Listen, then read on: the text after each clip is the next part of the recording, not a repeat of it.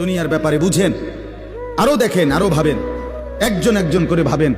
দুনিয়া আরো যদি সাজান, খোদার কসম ক্ষণিকের ক্ষণিকের ক্ষণিকের অল্প সময়ের দুনিয়া চমৎকার সাজাইয়াও তৃপ্ত হইতে পারবেন না, তৃপ্ত হইতে পারবেন। এবছর চমৎকার রং দিছেন বিল্ডিংয়ে, 2 বছরের মাথাত বিভিন্ন খান দিয়া চামড়া উঠিয়া এটা আবার যেই সেই, ঠিক কিনা বলেন? তা আবার রং দাও। এই সোফা চমৎকার বানাইছিল, ওই যে বার্নিশ নাই, দেখেন এই যে সোফাইটা, এই যে দেখেন, কথা বলেন না, এই সোফাইটার মধ্যে আসেনি বার্নিশ, তো এটা আবার কি করতে হইব? তো লাভ হইল কই? দুনিয়া তো ধোকা, দুনিয়া ধোকা।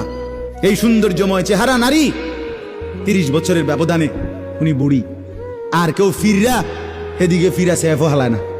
আজ যেই যুবতী, যেই বেহায়া নারী, বেপর্দা মহিলা বাজারে বাজারে ঘুরতো, যৌবন, আরে সেটা তার সম্পদ না, তারটা হইলে তো নিজের হইলে তো সে কখনোই বুড়া হইতো না।